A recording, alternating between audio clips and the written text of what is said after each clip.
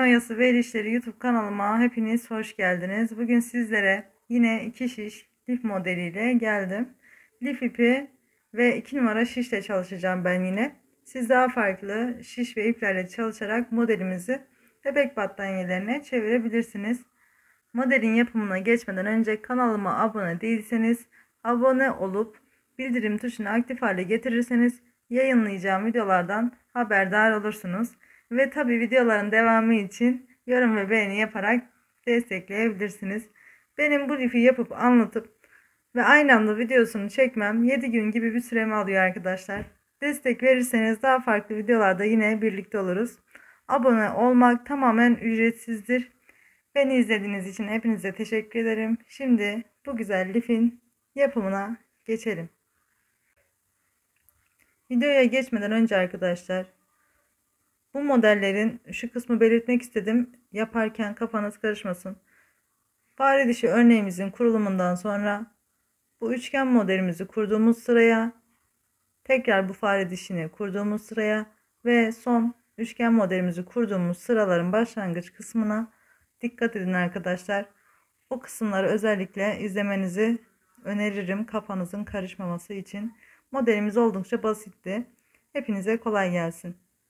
Lifimi 5 ilmekle başlayıp kenarlardan eksiltip arttırma yaparak kenar modellerimi devam ettirdim. Şu an yine kenar modellerim hariç orta kısımda 23 tane ilmeğim var. Şimdi kenar modelimi yine arttırdım. Doluyorum. 1 2 3 4 5 6 ilmek ördüm. Buraya ayracımı takıyorum. Buraya fare dişi modeli uygulayacağım için bu kısmı, benim tekniğim önden düz arkadan düz, artık biliyorsunuz arkadaşlar. Fare dişi modeli uygulayacağım için bu ortadaki 11 ilmeğimi düz öreceğim. 2 4 6 8 9 10 ve 11. Yine buraya da ayracımı takıyorum. Arka yüzde bu 11 ilmeğimizi ters öreceğiz. Şimdi yine 6 ilmeğim kaldı. 6 ilmeğimi örüyorum. 2 3 4 5 ve 6 doladım. 2 kenar ilmeğimi örüp arka yüze geçiyorum. Hemen bu kenar modelimi de burada arttırma yaparak 5 ilmeği tamamlıyorum.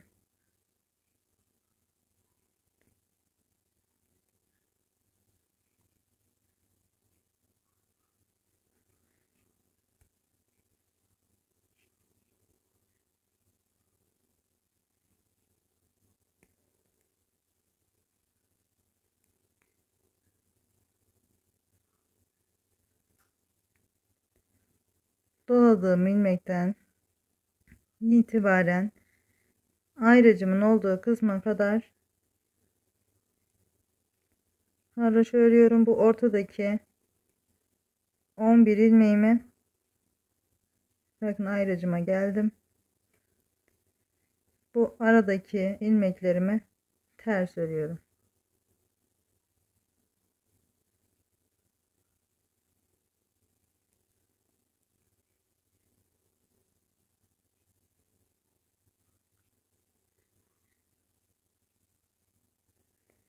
Bu şekilde, bakın bu 11 ilmeğimi ördüm. Kalan ilmeklerimi yine haroşa olarak devam ediyorum.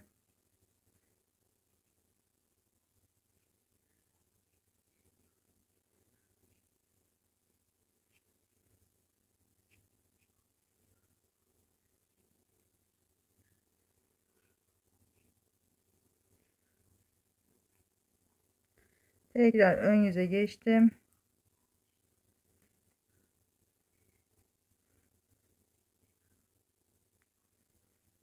Yine bu ön yüzde bütün ilmeklerimi ben düz olarak öreceğim. 3 5 ilmek ördüm, doladım.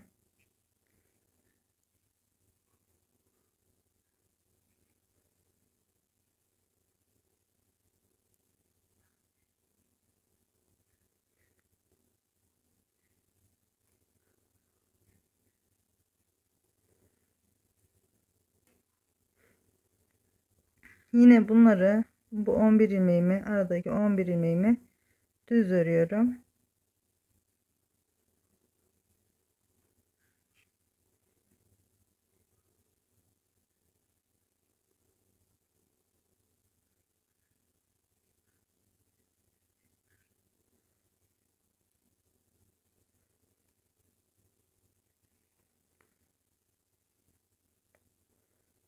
Kalan ilmeklerimi haroşa örüyorum.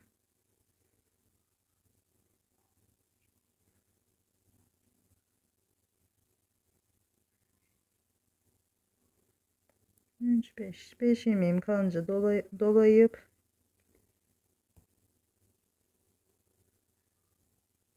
5 kenar ilmeğimi de ördüm. Tekrar arka yüze geçiyorum. Bakın ön yüzde de ilmeklerimiz düz bir görüntü oluşturdu. Bu yüzde şimdi fare dişi örneğini kuracağız. Yine kenar ilmeklerimi örüyorum.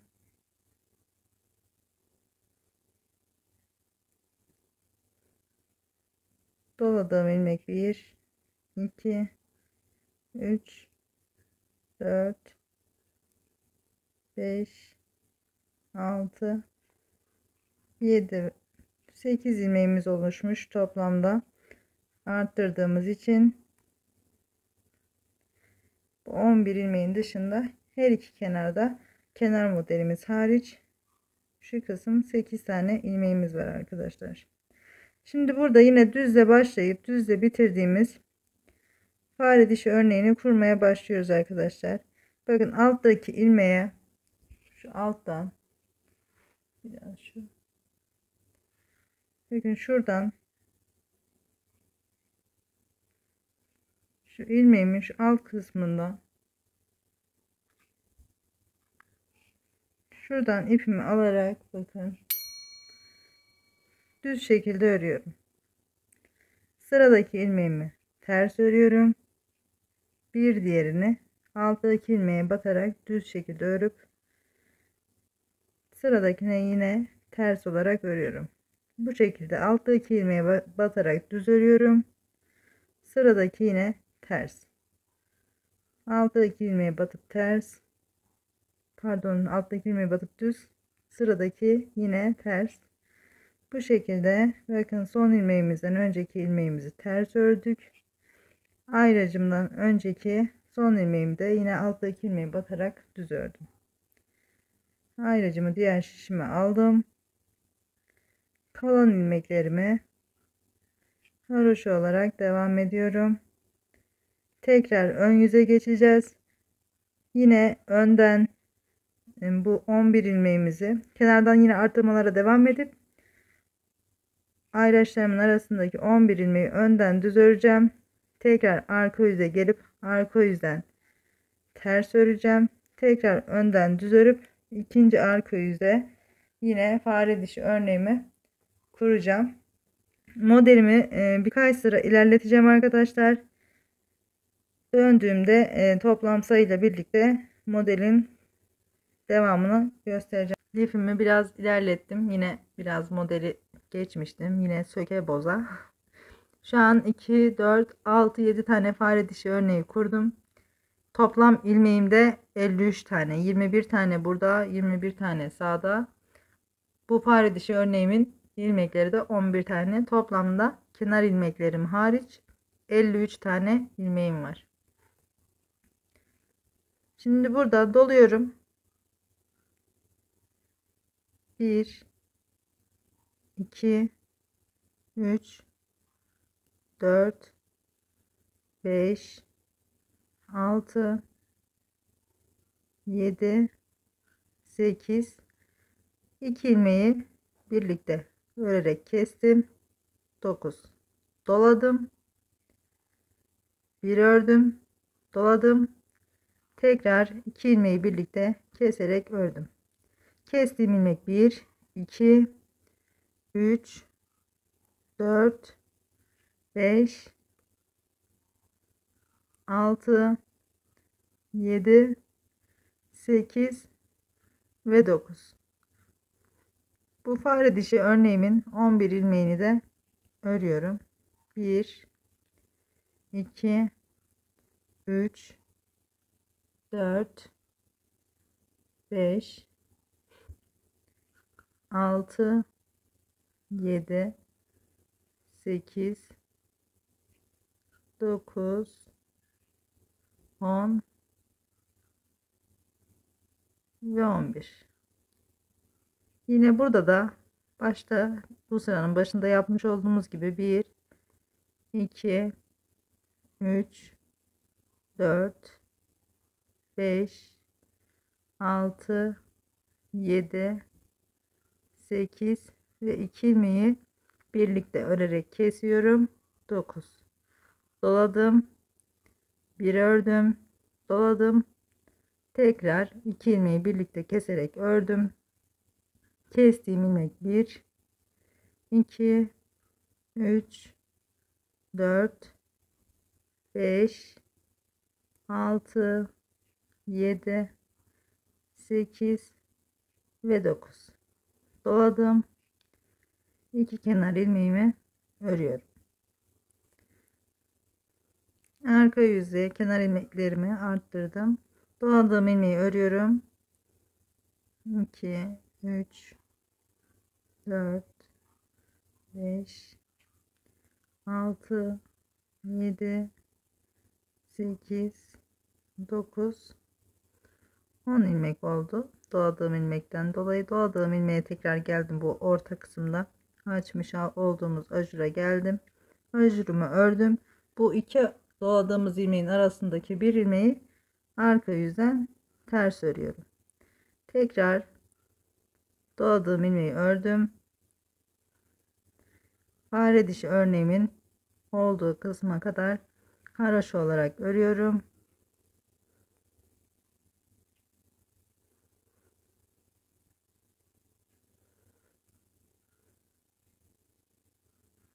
Yine örneğimi alttaki ilmeğe batarak ilk ilmeğimi ördüm. İkinci ilmeğim ters. Sonraki tekrar alttaki ilmeği batarak düz örüyorum. Sıradaki ters. Bu şekilde fare dişi örneğimi de devam ettiriyorum.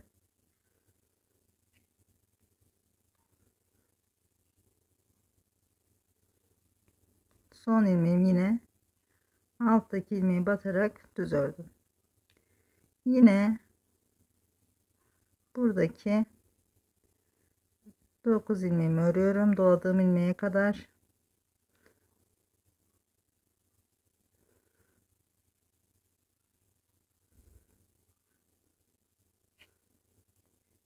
Doladığım ilmeği de ördüm. Bu ortadaki yine bir ilmeği arka yüzden ters örüyorum. Tekrar kalan ilmeklerimi haroşa olarak örüyorum.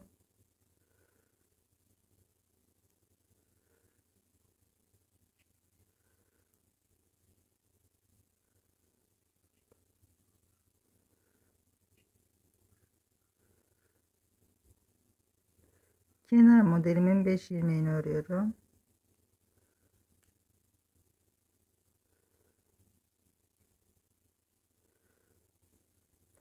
Tekrar ön yüze geçtim.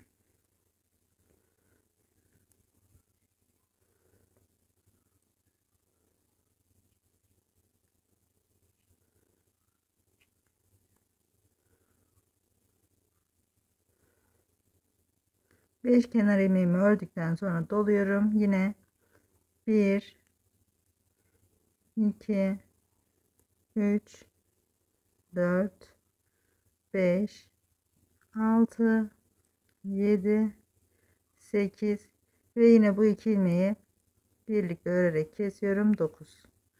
Yine bakın ajurumdan önceki iki ilmeği birlikte örerek kestim, doluyorum. Yine bu defa bu sırada 3 ilmeğimiz oluyor ajurlarımızın arasında.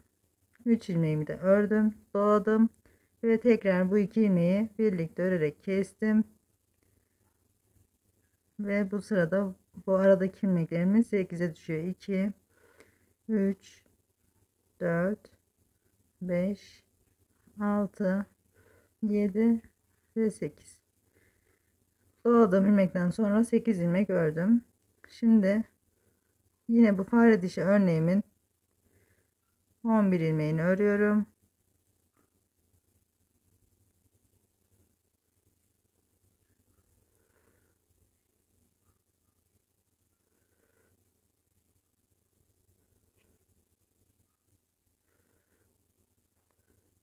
Burada 1, 2, 3, 4, 5, 6, 7 ve 2 ilmeği birlikte örerek kesiyorum. 8. Doladım. Yine 3 ilmeğimi örüyorum. Tekrar doladım. 2 ilmeğimi birlikte örüp kesiyorum. Kalan ilmeklerimi haroşa olarak örüyorum.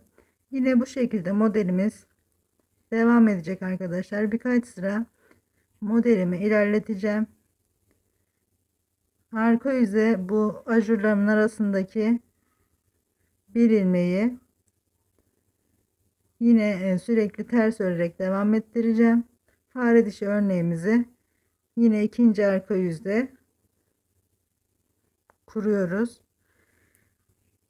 Bu şekilde arkadaşlar, bu ajurların kenarından bir 4-5 sıra yine ajurumu açacağım ve şekilde ajuruma gelmeden önceki iki ilmeği keseceğim. Kaç tane ajur açtığımı döndüğümde söyleyeceğim.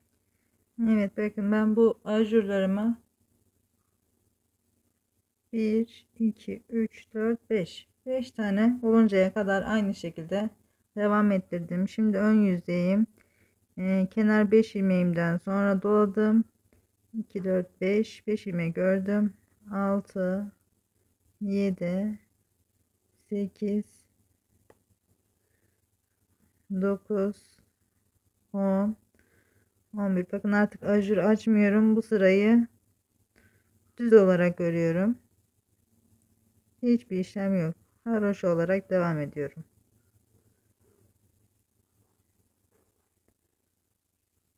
Bu şekilde sıra sonuna kadar gelelim. Arka yüzde devam edeceğiz. Arka yüzdeyim. Doladığım ilmeği ördüm.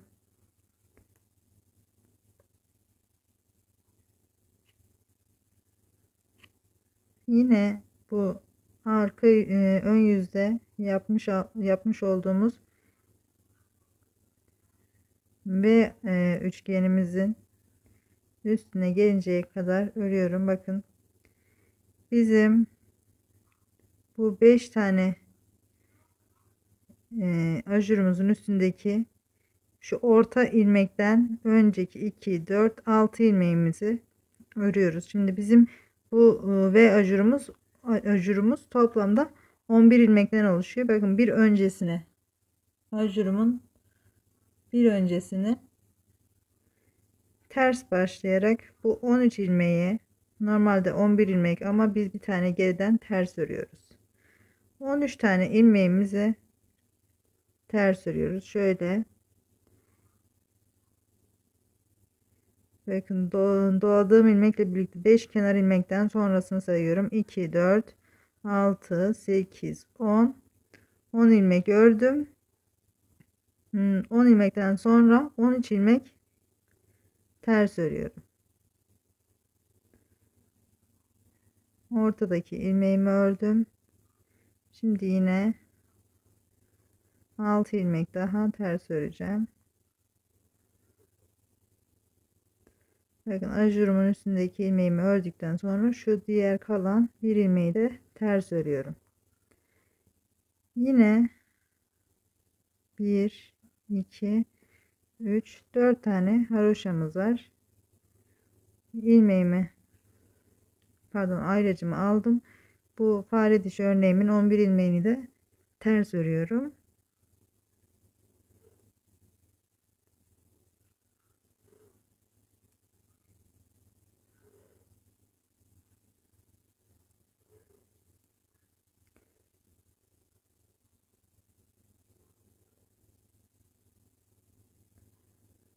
Yine ayracımı aldım. Burada 4 ilmeğim haroşa.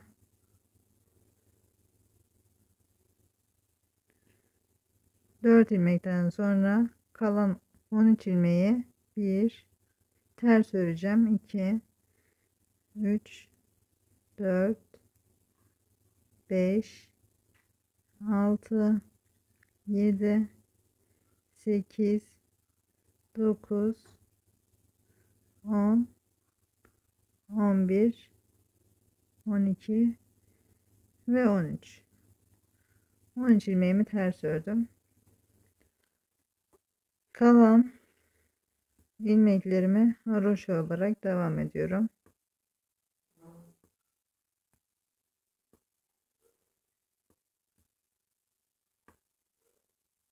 Şimdi ön yüzde yine yeni V ajurlar açacağız. Aynı V ajurlarımızın üstüne yeni V ajurlar açacağız.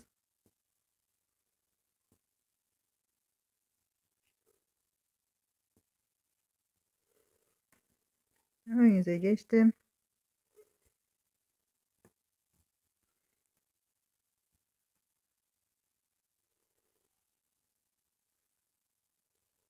Kenar ilmeklerimi örüyorum.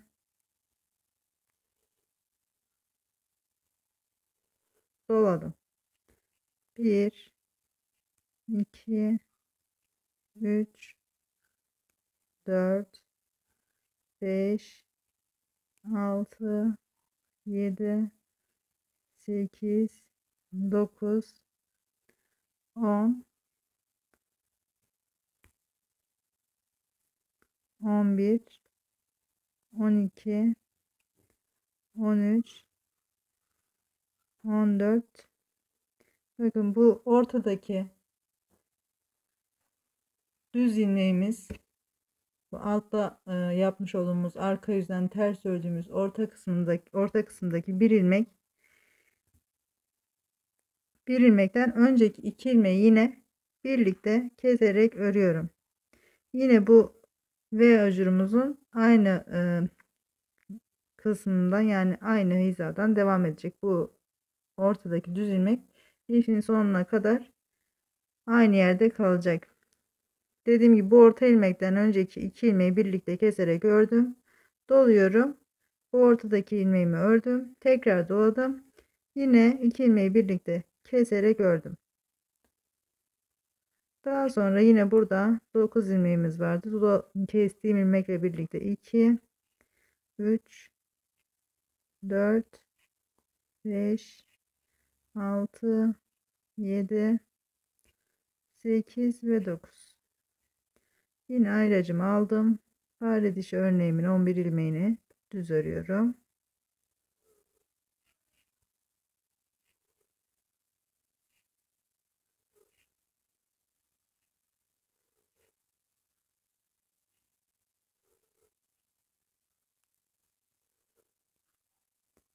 Buradaki ayracımı da aldım. Yine diğer sağ tarafta yapmış olduğumuz gibi 1, 2, 3, 4, 5, 6, 7, 8 ve 2 ilmeği birlikte örerek kesiyorum. 9. Burada ve burada iç kısımlarda 9 ilmeğimiz var. Doladım. Bir ördüm yine ortadaki ilmeğim. Tekrar doladım. Yine 2 ilmeği birlikte örerek kestim. Bu kenar kısımlarda artırma yaptığımız için bu kısımlar farklı. İlerleyen sıralarda yine burası sayı olarak arttığı zaman bir fare dişi örneği daha kuracağız. Kestikten sonra kestiğim ilmek 1, 2, 3, 4, 5, 6, 7 8, 9, 10, 11, 12, 13, 14 ve 15. Sağ kısımda da yine doladığım ilmekten sonra kestiğim ilmekle birlikte toplamda 15 ilmeğim vardı. Burada da yine 15 ilmeğim oldu. Doluyorum. 5 ilmeğimi örüyorum. Yine modeli aynı şekilde biraz daha ilerletelim. İlerleyen sıralarda bu sağ ve solda arttırma yaptığımız için buradaki sayılarımız artınca yine bir fare dişi örneği daha ve ajurlarımızın hemen burada başında, burada da sonunda yeni bir fare dişi örneği daha kuracağız arkadaşlar. Şimdi bu yeni açmış olduğumuz bu ajurlarımızda burada yapmış olduğumuz gibi aynı şekilde yine 5 tane oluncaya kadar arttıracağız. 5 tane olduktan sonra arka yüzden yine örüp ön yüzden gelip yine düz örüyoruz. Daha sonra arka yüzde 13 ilmeğimizi ters öreceğiz. Aynı işlemi birkaç tane model oluncaya da devam ettireceğim. Daha sonra yine de dediğim gibi sayılarımız arttıktan sonra dönüp fare dişi örneğimizi kuracağız arkadaşlar. Evet, şimdi 3 tane modelimi kurdum. Bakın bu üçgen modellerimizden. Şu an en son bu yaptığım son V ajurumun 5. ajurunu yaptım. Arka yüzden ördüm ve tekrar ön yüze geldim. Burada da fare dişi örneğimi de az önceki arka sırada kurmuş oldum. Şimdi burada yine bu V ajurlarımın sağ kısmında yeni bir fare dişi örneği daha açacağız. Şu anda arkadaşlar bakın bu fare dişi örneğimden sonra kenar ilmeklerim 5 tane ilmeğim hariç 38 tane ilmeğim olması lazım. 2, 4, 6, 8, 10, 12, 14, 16, 18, 20.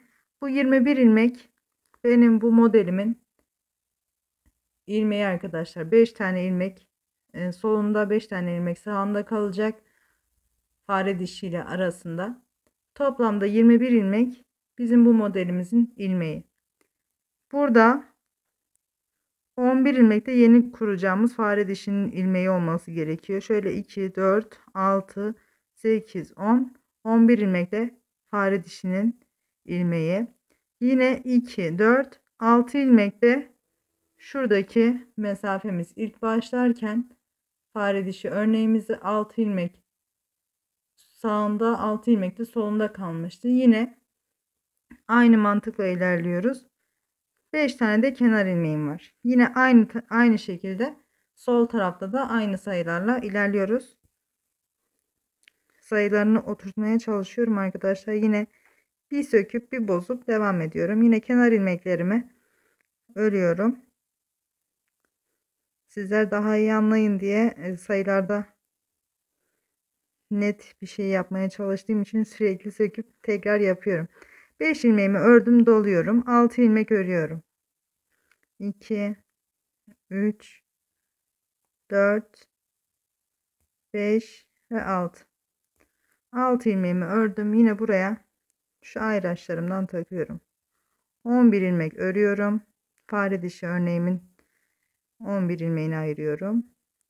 3, 4, 5, 6, 7, 8, 9, 10, 11.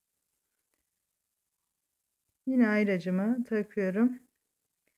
Şimdi burada dediğim gibi 5. ajurumu az önceki sırada kurdum. Arka yüzden ördüm ve ön yüzeyim. Burada yine düz örüyoruz bu sırayı.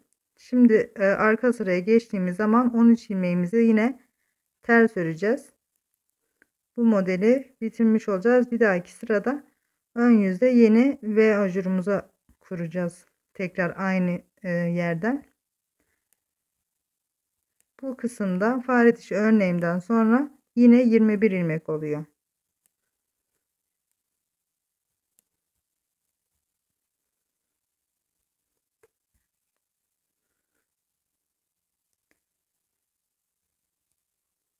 Şimdi eğer ters örerek haroşa yapanlar varsa şu başta yapmış olduğumuz 11 ilmeği düz örecekler arkadaşlar. İlk sırasını yapıyoruz fare dişi örneğimizin. Bakın burada da az önceki arka yüzde fare dişi örneğini kurdum. Şimdi burada da ilk sırasını yapıyoruz. 3 tane fare dişi örneğimiz olacak bu sırada. Üçü de aynı anda ilerleyecek arkadaşlar. Birini önce başlayıp diğerini sonra yapmıyoruz. Hepsi aynı anda ilerleyecek.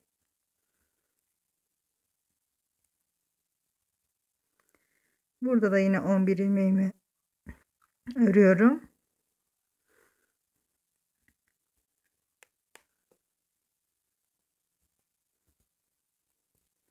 Tekrar bu V ajurumun üzerine yine düz örüyorum bu ön yüzde. Diğer bir V ajurun üstünü de öreceğim. Bu bakın orta ilmekten sonra şu orta ilmekten sonra 10 tane ilmek sayacağım. 2 3 4 5 6 7 8 9 ve 10. 10 ilmekten sonra ayracımı takıp yine 11 ilmek fare dişi örneğim için ayırıyorum. 2 3 4 5 6 7 8 9 10 ve 11. Bunu da ayırdım. Kalan yine 6 ilmeğim kalması gerekiyor. 1 2 3 4 5 6 doladım ve 5 kenar ilmeğimi örüyorum.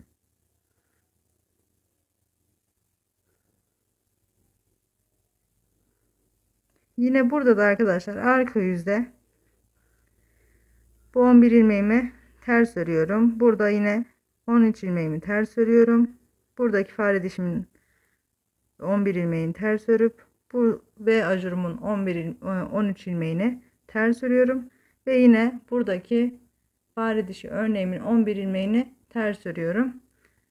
Sonra yine birkaç sıra fare dişi örneğimi ilerleteceğim.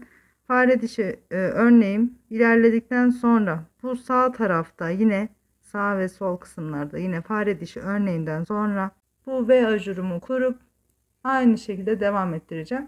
Zaten 3 tane fare dişi örneğimiz olacak. 4 tane de bu V ajurumuzdan olacak. Daha sonra lifimizi istediğimiz büyüklüğe gelinceye kadar büyütüp tekrar azaltacağız. Şimdi ben yine ilerleteceğim. Son V ajurun kurulacağı kısımla da gelince yine göstereceğim arkadaşlar. Burada bir işlem yok. Yine bu yeni ayırdığımız 11 ilmeği arka yüzden ters öreceğiz. Diğerlerini de aynı şekilde tekrar ön yüze gelip düz öreceğiz. Burada yeni modelimizi tekrar açıyoruz bu V ajurların üzerinden. Daha sonra arka yüze geçtiğimizde tekrar buradan fare dişi örneğimizi kuruyoruz. Ortadakini devam ettiriyoruz ve yine baştakini de fare dişi örneğini kuruyoruz arkadaşlar. Bu şekilde devam ettirelim. Son V ajurun kurulduğu sıraya gelince tekrar döndüğümde sayılarıyla birlikte göstereceğim arkadaşlar. Evet, ben son açmış olduğum fare dişi örneklerimi ilerlettim. Şu an 2 4 6 tane fare dişi örneğim var ve bu ön yüzü örünce arka yüzde yeni fare dişi örneğimizi de kuracağız. Şimdi aynı zamanda yine bu sağ ve sol kısımdan yeni ve ajurlardan açmış olacağız bu şekilde. Bakın bu arkada örmüş olduğumuz 13 ters ilmek örüyorduk. Bu ters örmüş olduğumuz ilmeklerde bakın bu üçgenleri biraz daha böyle 3 boyutlu kabartma deseni veriyor arkadaşlar. Şimdi hemen başlayalım. Şu an bu fare dişi örneğimin 11 ilmeğinden önceki ilmekleri sayıyorum. Bakın 2 4 6 8 10 12 14 16 18 ve 19 ilmeğim var. 2 tanesi de kenar modelimin ilmeği. Şimdi burada kenar ilmeklerimi arttırarak başlıyorum hemen.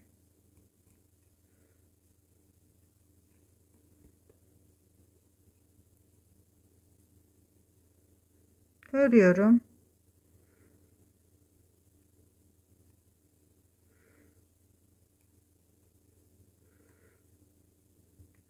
Doladım. 1 2 3 4 5. Bakın yine burada 19 ilmeğim kaldığı için arkadaşlar şurada 21 ilmek olunca modelimizi kurmuştuk. Burada 19 ilmeğimiz kalınca kuruyoruz modeli. Çünkü bakın buradaki bu V ajurumun bittiği sıradayım. Arka yüzden ters örüp geldim. Şimdi burada yeni V ajurumu açacağım için buradakini de aynı anda başlatmak istediğim için 19 ilmekken başlıyorum arkadaşlar. Siz eğer 2 sıra sonra başlamak isterseniz, yani bu ayrı sırada ilerlerken burada açmış olduğumuz V ajurun farklı sırada ilerlemesini istiyorsanız, yani 2 sıra daha yapıp da yapabilirsiniz ama hepsinin aynı ilerlemesi kolayınıza gelecektir diye düşünüyorum. Bu fare dişi örneklerimiz aynı anda ilerlerken bu ve ajurlarımız da aynı anda ilerlerse kolaylık olur. Zaten biz burada lifimizi arttırırken bitirme kısmına doğru, yani bu V ajurdan sonra lifimizi artık yarısına gelinceye kadar örüp bitireceğiz ve buradan yine artmalar olacak. Bakın şu kadar bir artma söz konusu. Bu artmalardan sonra lifimizi eksilteceğimiz için, buraya yeni model kurmayacağımız için zaten burada bir boşluk oluşuyor. Yani 19 ilmekle kurmanızı öneririm. Benimle aynı şekilde yaparsanız kafanız hiçbir şekilde karışmaz. Şimdi yine şurada yapmış olduğumuz gibi fare dişi örneğimizden önceki 2 4 6 8 10 ilmeğim bu V ajurumun sol tarafı. Burada da şu iki ilmeği pardon, bu ortadaki ilmeğim, şu iki ilmeği de birlikte kesip öreceğim. Şimdi bakın, doladığım ilmekten sonra 2 4 5 ilmek ördüm.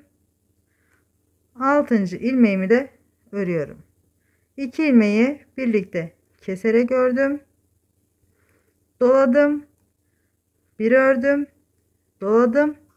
Tekrar 2 ilmeği birlikte örerek kesiyorum. Kestiğim ilmek 1 2 3 4 5 6 7 8 ve 9. Daha önceki sıralarda yapmış olduğumuz gibi yine bu V ajurun sol tarafında 9 ilmeğimiz kalmış oldu. Burada da arkadaşlar kestiğim ilmekle birlikte 2 4 6 ilmeğim kalmış, pardon 7 ilmeğim kalmış oldu. Dediğim gibi bu kısım her sırada artacağı için bu sırada başlamamız daha mantıklı. Hem de aynı hizada ilerleyeceği için kolaylık sağlayacaktır. Şimdi yine bu 11 ilmeğimi, fare dişimin 11 ilmeğini örüyorum.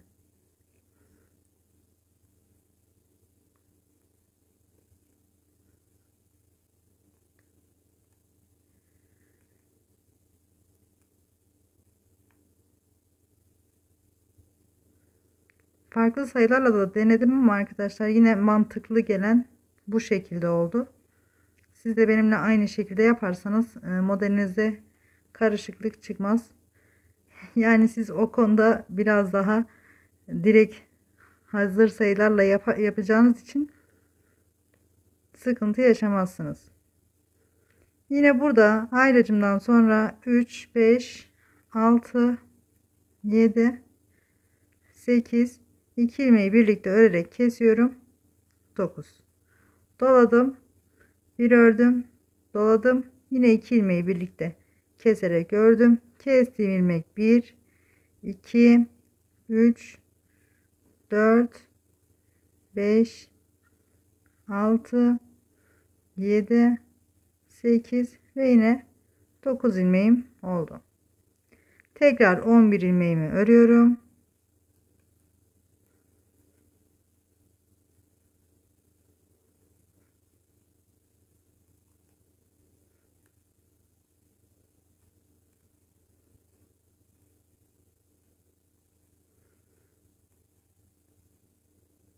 Yine aynı şekilde burada da yeni ve ajurumu açacağım. Sondaki kısma kadar beraber yapalım. Daha sonrasında yine kendiniz ilerleteceksiniz arkadaşlar. Yine 9 ilmek öreceğim. 8 ilmeği düz öreceğim. 2 ilmeği de birlikte keserek öreceğim. Aynı yerden V ajularımızı üst üste açıyoruz. Kaç ilmeğim oldu? 2, 4, 6, 8. 2 ilmeği birlikte keserek örüyorum. Doladım. Zaten bu orta kısımda arka yüzden ters olmuş, ters örmüş olduğumuz ilmekten önceki 2 ilmeği kesiyoruz sürekli. Doladım. Yine 2 ilmeği birlikte keserek ördüm. Yine kestiğim ilmekle birlikte 3, 4, 5, 6, 7, 8 ve 9 ilmek. Tekrar ayracımı aldım. Yine bu 11 ilmeğimi örüyorum. 2, 3,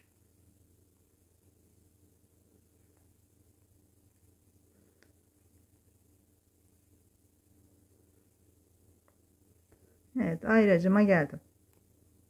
Yine ayracımdan sonra 8 ilmek örüyorum. 2, 3, 4, 5, 6, 7, 8. 2 ilmeği birlikte örerek kesiyorum. Doladım. Bir ördüm. Tekrar doladım. Yine 2 ilmeği birlikte keserek ördüm. Kestiğim ilmek 1, 2, 3, 4, 5, 6 ve 7. Doladım. 2 kenar ilmeğimi örüyorum. Son kısımda da V ajurlarımızı açmış olduk. Buradan sonra arkadaşlar bu son açmış olduğumuz V ajurlarımızı kaç tane yapmak istiyorsanız o kısma kadar geleceğiz artık. Ben büyük bir ihtimalle 3 ya da 4 tane yaparım. Bundan sonra model koymuyoruz artık. Lifimizi bu şekilde ilerleteceğiz. Bu şekilde devam edelim. Lifimizin tam orta kısmına geldiğimiz zaman yine beraber devam edeceğiz. Lifimi yarısına gelinceye kadar devam ettirdim. Bakın son kurmuş olduğumuz ve ajurlar 3 tane oldu. Ve en son yine son yaptığım ve ajurumun 13 ilmeğini arka yüzden ters ördüm. Ve şu an ön yüzdeyim. Şimdi burada hem lifimi yine kesme işlemi yapacağım. Hem de yine ben diğer liflerimde de öyle yaptım. Zaten artık alıştığınızı düşünüyorum. Lifimin kalan kısmını yine bu V ajurları üçgen şekilde devam ettireceğim. 5 ilmeğimi ördüm. Doluyorum. 2 ilmeği birlikte keserek örüyorum. Kestiğim ilmek 1, 2, 3, 4, 5, 6, 7, 8, 9, 10, 11, 12, 13, 14, 15, 16, 17, 18, 19 ve 20. Kestiğim ilmekle birlikte toplamda 20 ilmek ördüm. Doluyorum ve 2 ilmeği birlikte örerek kesiyorum. Kestiğim ilmek 1, 2, 3 ve 4. Bakın bu ortadaki ilmeğimin sağ kısmında şu doladığım ilmekten buradaki son 5. ajurumu yaptığım sırayı şimdi burada uyguluyorum. 4 ilmeğim var sağ kısmında. Bu ortadaki ilmeğini ördüm. Yine bu tarafta da 1, 2, 3 ve 2 ilmeği birlikte örerek kesiyorum. 4 ve tekrar doladım. Kalan ilmeklerimi yine örüyorum.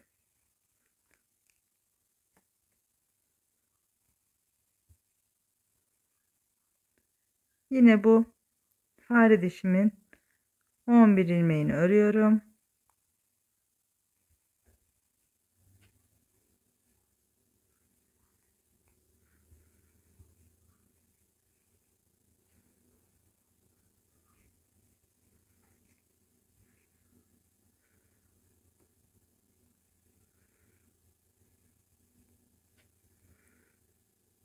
Ayracımı aldım. 1 2 3 4 5. Bakın yine burada doluyorum ve 2 ilmeği birlikte örerek kesiyorum.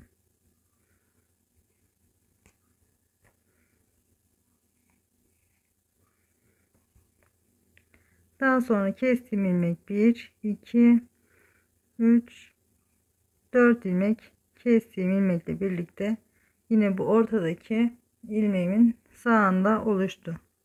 Bu ortadaki ilmeğimi de ördüm. Yine burada da 1 2 3 ve 2 ilmeği birlikte keserek ördüm. 4. Tekrar doladım ve yine kalan ilmeklerimi aynı şekilde örüyorum. İpimiz yarıya geldiği için arkadaşlar mesin alışışla kamera açısından yapmak zorluyor biraz. Şimdi ben yine bunu aynı şekilde ilerleteceğim. Bir dahaki sırada arkadaşlar şu doladığımız ilmeği ördükten sonra doluyoruz. Daha sonra 2 ilmeği birlikte kesip örüyoruz ve bakın bu orta ilmeğin sağında 3 ilmeğimiz kalmış oluyor. 3 ilmekten önce de dolamış oluyoruz. Yine bunu aynı şekilde ilerleteceğim. Sağda ve solda lifimizin bütününden kesme işlemine başladık artık. Ön yüzde ve arka yüzde kesme işlemi yapıyoruz. Yine ilerletip son kısma gelinceye kadar devam edelim. Son kısımda bu yine üçlü kesmeyi gösteririm arkadaşlar. Bir de şu 13 tane ilmeğimizi ters örüyorduk. O kısma gelinceye kadar bu iki sırayı göstereceğim. Oraya kadar eksiltelim, yani 4 tane ajurumuzu buradan kurup gelelim. Evet, bakın 4 tane ajurumu yapmış oldum. Aynı şekilde ilerledim. Her ön yüze geldiğimde doladığım ilmeğin üstünü örünce dolayıp yine 2 ilmeği birlikte keserek altta yapmış olduğumuz V ajuru üst sırada üçgen olarak yaptık. Şimdi burada bakın doladığım ajurun üstündeki ilmeğimi ördüm. 3 tane ilmeğim kaldı. Şurada da yine ajurumun üstündeki ilmeği saymadan 3 tane ilmeğim kaldı. Bu ajurumun üstündeki ilmeği örünce doluyorum. Bakın bu ilk ilmeği sağ şişime örmeden aldım. İkinci ilmeği de aldım. Bu ilmeği sol şişime geçiriyorum ve ortadaki ilmeği öne alıyorum. Daha sonra bu sıradaki 3 ilmeği birlikte örerek kesiyorum. Bakın bu şekilde. Yine ön yüzde aynı şekilde düz bir örgü oluştursun. Düz bir görüntü oluşturması için ortadaki ilmeği öne alarak ördüğümüz zaman daha düz bir görüntü oluşuyor. Tekrar doladım. Yine ilmeklerimi örüyorum. 2 3 4 5 6 7 8 ve 9 ilmek ördüm. Yine bu fare dişimin 11 ilmeğini örüyorum.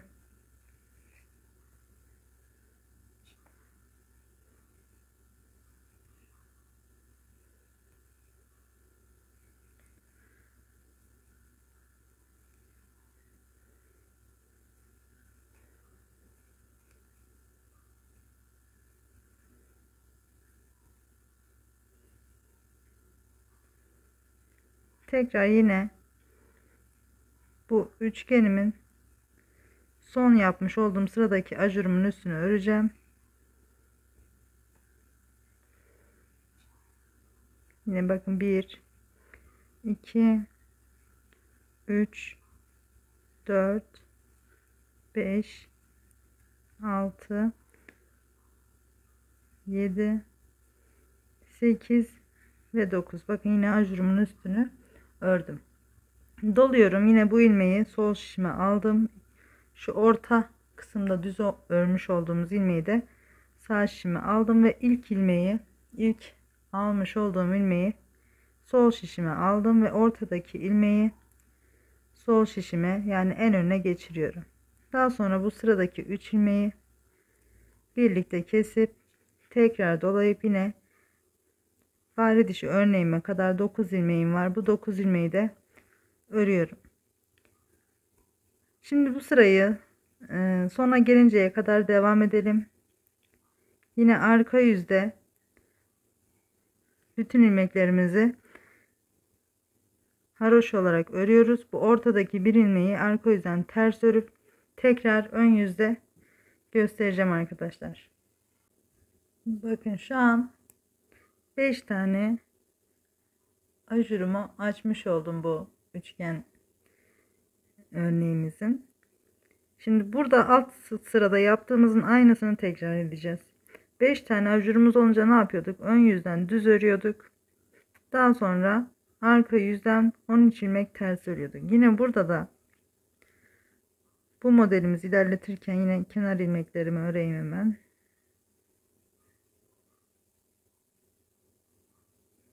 Doladığım 2 ilmeği kesiyorum. Kesmelerinizi unutmayın arkadaşlar. Şimdi bu yüzde hiçbir işlem yok. Bütün ilmekleri düz olarak örüyorum hepsini. Bu ön yüzü bu şekilde düz olarak örüp arka yüze geçince devam edelim arkadaşlar. Arka yüzdeyim. Bakın kenar ilmeklerimi ördüm. Daha sonra doladığım ilmeği ördüm ve 2 ilmeği kestim. Kestiğim ilmekten sonra 2, 4, 6, 8, 10, 12 ilmeğim var. Bu sırada arkadaşlar şu 5 tane ajuru kurup ön yüzden düz ördükten sonra arka yüzde 13 ilmek ters örüyorduk. Şimdi burada da yine aynı işlemi uygulayacağız. Bakın bu ortadaki bir ilmeğimin sağından 2, 4, 6 ilmek kalınca bu şekilde bu 13 ilmeği yine ters öreceğim. 2, 3, 4, 5, 6, 7, 8, 9, 10, 11, 12 ve 13. Yine bakın 4 ilmeğimiz kalıyordu. Yine 4 ilmeğimi haroşa olarak örüyorum. Ve bu fare dişi örneğimin 11 ilmeğini arka yüzden ters örüyorum. Bu sırayı da bu şekilde devam ettireceğim arkadaşlar. Ön yüze geçince yine bu üçgenlerimizden bir tane daha açacağım. Şimdi alt kısımda lifimizin yarısına gelinceye kadar 3 tane üçgen ve ajur açmış olduk. Bakın bu şekilde bu ortadaki ikisinin birleşimi olarak bir baklava deseni oluşturmuş oldu. Farklı bir, sadece orta kısmında böyle bir tane desenimiz olacak arkadaşlar, geçiş yapmak için. Ben bu şekilde yaptım. Siz isterseniz aynı şekilde V ajur olarak devam edebilirsiniz ya da işte sadece üçgen yapabilirsiniz bu yeni yaptığımız şekilde. 5. ajurun, yani şuradaki 5. ajuru yaptığımız, ters çevirdiğimiz sıradaki ilk sırayı yaparak sürekli üçgen şekilde de yapabilirsiniz ya da sürekli V şekilde de yapabilirsiniz. Ben bu şekilde ortadaki kısmı böyle değerlendirip lifin geri kalan kısmının da bu şekilde durmasını istiyorum. Bakın buradaki üçgenlerimizin burada da ters çevrilmiş halinin durmasını istediğim için ben bu şekilde yaptım. Siz isterseniz dediğim gibi diğer aynı şekilde devam edebilirsiniz ya da bu şekilde yeni yapmış olduğumuz üçgen şekilde de yapabilirsiniz. Şimdi ben yine lifimi devam ettireceğim arkadaşlar. Şu ikinci Örneğin kuruluşunu da ön yüzde göstereceğim. Daha sonra lifi finale kadar ilerleteceğim arkadaşlar. Şimdi bu sırayı arka yüzden yine 13 ilmeğimizi ters örelim. Fare dişinin 11 ilmeğini ters örelim. Ön yüzde tekrar göstereyim arkadaşlar ikinci modelin kuruluşunu. Tekrar ön yüzdeyim arkadaşlar. Kenar ilmeklerimi kestim. Doladığım ilmekten sonra yine 2 ilmeği birlikte örerek kestim. Eksiltme yaptığımız için. Doladığım ilmekten sonra 2, 4, 6, 8, 10, 12, 14 ilmeğim var. 14 ilmek ördükten sonra doluyorum. Yine 2 ilmeği birlikte örerek kesiyorum. Kestiğim ilmek 1, 2, 3 ve 4. Bakın ortadaki bir ilmeğimizden önce 4 ilmeğimiz var. Ortadaki ilmeği de ördüm. Yine 1, 2, 3 ve 2 ilmeği birlikte örerek kesiyorum. 4. Tekrar doladım. Kalan ilmeklerimi örüyorum. Yine fare dişi modelimiz aynı şekilde ilerliyor. Bu üçgen modellerimizi de bu şekilde devam ettiriyoruz arkadaşlar. Zaten yine burada bakın burada alt kısımda 3 tane kurduk. Tam lifimizin yarısına gelinceye kadar. Bu da ikinci modelimizin başlangıç kısmıydı. Şimdi bu ikinci modelden sonra bir model daha açıp zaten eksildiği için model kurmayı bitiriyoruz bu köşe kısmında. Sadece fare dişi örneğimiz kalacak bu kısımda da. Yine bu şekilde devam edeceğim arkadaşlar. Fare dişi örneğinin de arkadaşlar burada başladığımız sayıda 6 tane fare dişi örneğimizden önce 6 tane ilmeğimiz vardı. Yine 6 ilmeğimiz kalınca fare dişi örneğimizi de sonlandırıyoruz ama son arka yüzde fare dişi örneğini kurup ondan sonra bırakıyoruz arkadaşlar. Yani modeli yarıda bırakmayın. Fare dişi örneğini arka yüzden kurduktan sonra modelinizi sonlandırın eksiltirken. Bu şekilde devam ettireceğim arkadaşlar. Zaten yaptıkça yani yine model sizi yönlendirecektir. Önemli bir kısım olursa da yine elimden geldiğince göstermeye çalışırım. Sadece şu modeli kafanız karışmasın diye göstermek istedim. Eğer isterseniz dediğim gibi aynı şekilde devam edebilirsiniz. 3 tane yaptıktan sonra kesme işlemine sadece başlarsınız. Kalan 3 taneyi de keserken yaparsınız arkadaşlar. Bu şekilde ben yine lifimi kapanışa doğru ilerleteceğim. Önemli kısım olursa yine gösteririm dediğim gibi. Kapanış kısmına kadar artık lifimizi eksilterek devam ettirelim. Finale yaklaşınca yine önemli bir kısım olursa ya da işte tepe kısmını gösteririm yine arkadaşlar. Şimdilik bu kadar. Evet, bakın modelimi kurdum. Köşe kısmındaki 3 tane örneğim bu şekilde duruyor. Bu son yaptığımız üçgenin 5. ajurunu kurduktan sonra bakın burada arka yüzden ön yüzden düz örüp arka yüzden ters örüyorduk. Burada bu işlemi yapmıyoruz arkadaşlar. Buradaki modelimize aynı şekilde devam edeceğiz. Şimdi burada yine ön yüzden düz öreceğiz. Daha sonra arka yüzde 13 ilmeğimizi ters öreceğiz. Ama bu köşe kısmındaki modellerimize bu ters örme işini arka yüzde yapmıyoruz arkadaşlar. Lifimizin buradan eksilerek kapandığı için burada tekrar üçgen ajurlarımızı da açmayacağımız için burada aynı işlemi yapmayın. Burayı göstermek için geldim. Yine ön yüzdeyim. Başka hiçbir işlem yok. Hepsini düz örüyorum bu sırada. Bakın arka yüzdeyim. Normalde biz bu 5 tane ajurumuzu kurduktan sonra arka yüzden 13 ilmeğimizi ters örüyorduk. Artık bu 5. ajurumuz bittikten sonra bu kenar kısımdaki modelimizin üstündeki ilmeklerimizi haroşa olarak örüyoruz arkadaşlar. Diğer kısımlarda yine orta kısımdaki modellerin üstünde 13 ilmeğimizi ters olarak örmeye devam edeceğiz. Dediğim gibi bu kenar kısımdaki modellerin üzerine bu şekilde haroşa olarak örüyoruz. Orta kısımdaki modellerimizin yine üstündeki 13 ilmeği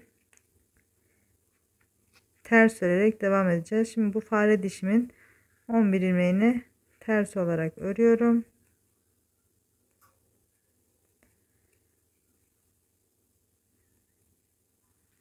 Evet, fare dişimin ilmeklerini arka yüzden ters ördüm. Bakın burada yine aynı şekilde devam ediyorum. 1 2 3 ve 4 ilmek ördüm. Orta kısımdakilerin 13 ilmeğini yine arka yüzden ters örüyorum. Kenar kısımdaki üçgenlerimiz bitti arkadaşlar. Bundan sonra artık lifimizi kapattığımız için orada artık model kurmuyoruz. O kısmı eksilterek kapatacağız arkadaşlar. Bakın yine burada 2-4 ilmeğim kalınca bitiriyorum. Kalan ilmeklerimi 4 ilmeğimi haroşa olarak örüyorum.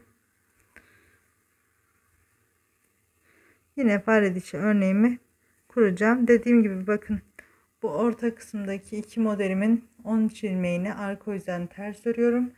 Bu sağ ve sol kısımdaki iki modelimin üstünü haroşa olarak arka yüzden örüp devam ediyoruz. Yine ben ipimi belirli bir noktaya gelinceye kadar devam ettireceğim. Şu fare dişi örneğimizin de bittiği kısmı yine göstereceğim arkadaşlar.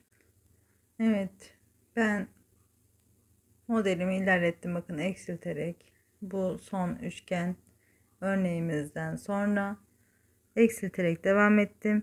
Ve bakın şöyle söyleyeyim, şurada bakın şu fare dişi örneğimden önce 2 4 6 ve 7 ilmek kaldı. Bu 5 ilmeğim de kenar modelimin ilmeği.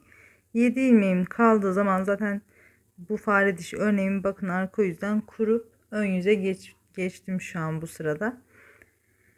Buradan sonra arkadaşlar şu alt kısımda da hatırlarsanız fare dişi örneğimizi kurarken 6 ilmek örüp daha sonra fare dişi örneği için ilmeklerimizi ayırmıştık. Yine burada da 6 ilmeğimiz olacak. Şimdi 5 ilmekten sonra keseceğiz. 6 ilmeğimiz olacak ve artık bu fare dişi örneğinde kurmuyoruz. Bitti bu sırada. Yani alt kısımda örneği kaç sayıyla başladıysak üst kısımda da örneğimizi o sırada sonlandırıyoruz arkadaşlar. 5 kenar ilmeğimi ördükten sonra dolayıp yine 2 ilmeğimi birlikte örerek kesiyorum. Kestiğim ilmek 1 2 3 4 5 ve 6. Artık bu ayrıcımı çıkarıyorum. Fare dişi örneğimin üzerine yine ben haroşa tekniğim düz olduğu için düz örüyorum. Ve artık bu fare dişi örneğimin üzerinde arka yüzden yine haroşa olarak devam edeceğim. Bu örneğimiz de burada sonlanmış oldu. Bu ayrıcımı yine bırakacağım. Buradaki modelim devam ettiği için. Yine aynı şekilde devam edeceğim. Şu an bakın 5. ajurumu da kurup bu sırada düz örüyorum üçgen ajurlarımın üzerine de. Arka yüzden yine burada 13 ilmeğimi ters öreceğim. Arka yüze bana kolaylık sağlaması adına ayrıcımı çıkarmadım. 4 ilmeğim buradan kalıyordu sağ kısımdan. 4 ilmeğim de sol kısımdan kalıyordu. Bu şekilde devam edeceğim. Daha sonra bu üçgen örneğimi de alt kısımda kaç tane ilmekle başladıysam bu örneğimi de aynı sayıya geldiğimiz zaman şuradan eksilterek aynı sayıya geldiğim zaman bu örneğimi de artık sonlandırıp sadece bu fare dişi örneğimi devam ettireceğim. Bakın bu son kısımda da yine bu fare dişi örneğimin üzerine de haroşa olarak örüyorum. Daha sonra buradan kesmemi yapıp kenar ilmeklerimi örüyorum arkadaşlar. Artık anladığınızı varsayarak tepe kısmına kadar geliyorum arkadaşlar. Şu kalan modelleri artık göstermeyeceğim. dediğim gibi aynı şekilde örerek tepe kısmına kadar gelelim. Evet, ben yine lifimi eksilterek son kenar modelime kadar geldim arkadaşlar. Son iki modelin kesme kısmını, bitirme kısmını göstermedim. Daha önce de söyledim zaten. Aynı altta başladığımız sayıya ulaştığımız zaman eksilttiğimiz için eksilterek fare dişi örneğimizin sağında ve solunda 21 ilmek olunca artık üçgen model kurmuyoruz arkadaşlar. Yine bu şekilde üçgen modelleri bitirdikten sonra eksilterek devam ediyoruz ve 23 ilmek olunca eksilttiğimiz zaman 23 ilmeğe düştüğünde daha sonra yine fare dişi örneğinde kurmadan haroşo örerek kenar modellerimizi devam ettiriyoruz. Ve bakın tepe kısmına geldim. Evet, bakın ön yüzeyim son kenar modelimde 5 sıra oluncaya kadar ördüm. Bu modelin bu üst kısmı birebir denk geldi arkadaşlar. Hiçbir sıkıntı çıkmadı.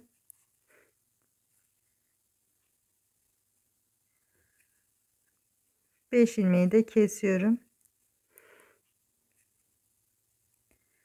Yine bu iki ilmeği de birlikte kestim. 1 2 3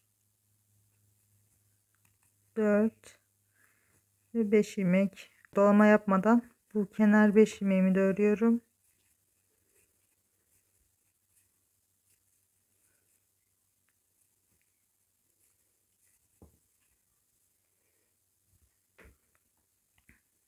Arka yüzde de bu sağ taraftaki 5 ilmeğimi kesiyorum.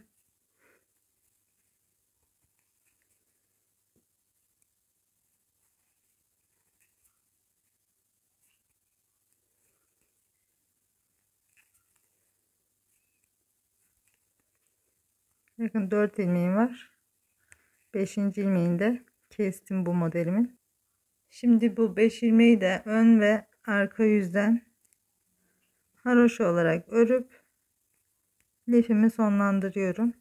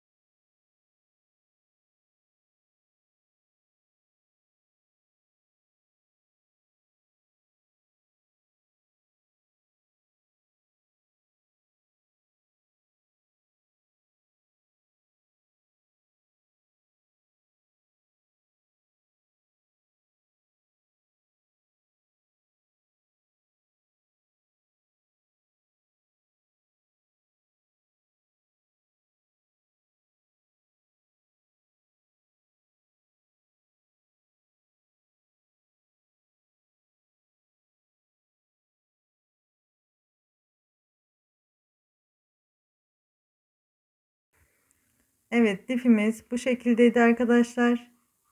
Bakın arka yüzde ters örmüş olduğumuz ilmeklerde bu şekilde bir yine desen oluşturdu. Arka yüzü de bu şekilde. Umarım sizler de beğenip bu modeli benimle birlikte yaparsınız. Kanalıma abone olmayı, videolarımı beğenip paylaşmayı, fikirlerinizi yorumda yazmayı unutmayın arkadaşlar. Bir sonraki videoda görüşmek üzere. Hepiniz Allah'a emanet olun.